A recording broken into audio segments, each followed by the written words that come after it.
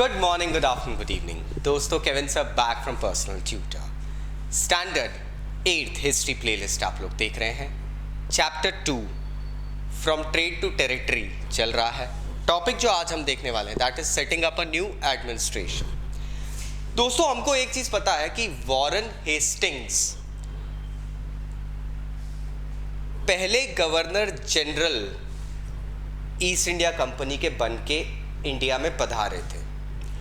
That was the year from 1773 to 1785 and he was actually the most important figure that played a pivotal role in expanding the company's holdings in the territories.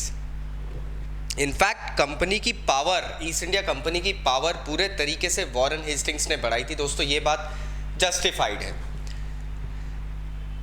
In fact उसके समय पे east India company की जो power थी वो सिर्फ और सिर्फ बंगाल में नहीं बल्कि मद्रास, बॉम्बे वहां तक फैल गई थी। इस समय ब्रिटिश टेरिटरीज को ना 3 प्रेसिडेंसीज में डिवाइड किया गया था। प्रेसिडेंसीज मतलब जहां पर एक गवर्नर लीड करता है। वो प्रेसिडेंसीज थी बंगाल, मद्रास एंड बॉम्बे। हर प्रेसिडेंसी पे एक गवर्नर था और एक सुप्रीम गवर्नर था, गवर्नर जनरल, जिसको ये लोग रिपोर्ट करते थे। That person was Warren Hastings. 1772 से एक नया जुडिशरी सिस्टम वॉरेन हेस्टिंग्स के टाइम पीरियड में इंस्टॉल किया गया था इंडिया में। 2 कोर्ट बनाई गई थी हर डिस्ट्रिक्ट में। एक थी क्रिमिनल कोर्ट जिसे फौजदारी अदालत कहते थे and the other was civil court जिसे हम लोग दीवानी अदालत कहते हैं।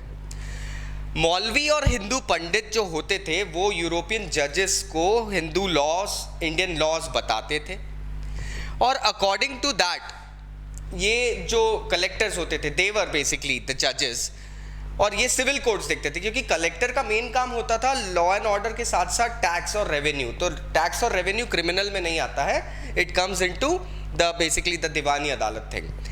यहाँ पर एक चीज़ नोटिसेबल है कि जो क्रिमिनल कोर्ट्स थी वो अभी भी काजी और मुफ्ती, काजी बेसिकली अगर हम देखें तो एक ये मुस्लिम कम्युनिटी के जूरिस्ट होते हैं, उन लोगों को कहा जाता है।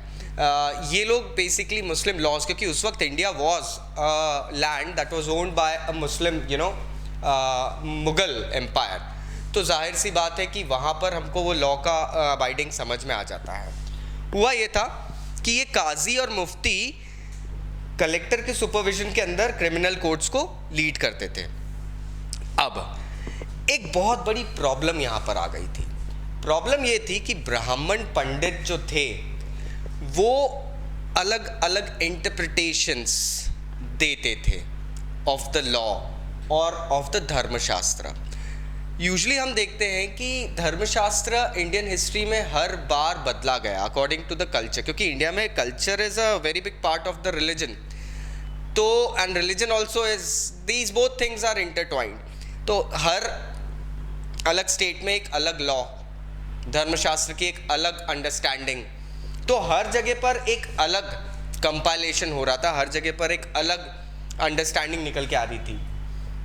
इसमें यूनिफॉर्मिटी लाने के लिए 1775 में 11 पंडितों को इकट्ठा किया गया था। 11 pandits were asked to come together and compile a digest, a book that has Hindu laws.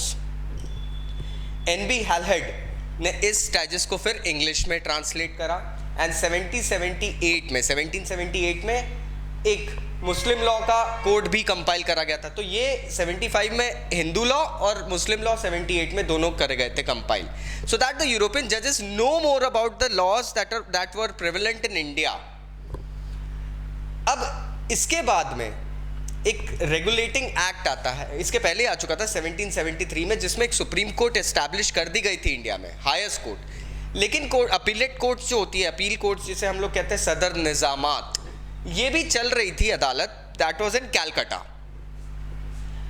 अब इसमें हमको सबसे इंपॉर्टेंट एक चीज समझ में आ रही है कि जो प्रिंसिपल फिगर था इंडियन जुडिशरी सिस्टम में वो था कलेक्टर। अब जैसे कि एक टाइटल बताता, कलेक्टर मतलब कलेक्ट करने वाला, तो collector was the one who was basically collecting revenue and taxes and also maintaining the law and order with help of other जजेस अपॉइंटेड इन द एरिया। और जो उसका ऑफिस था collectorate, that became a centre of power दोस्तों, क्योंकि सारी power वहीं पे आ गई थी, पूरी अथॉरिटी वहीं पे डाल दी गई थी।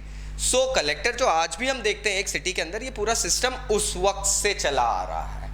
I hope now you got the crux. फिर भी कोई डाउट्स है तो नीचे कमेंट बॉक्स में कमेंट जरूर करना प्यारे बच्चों। Take care, bye bye.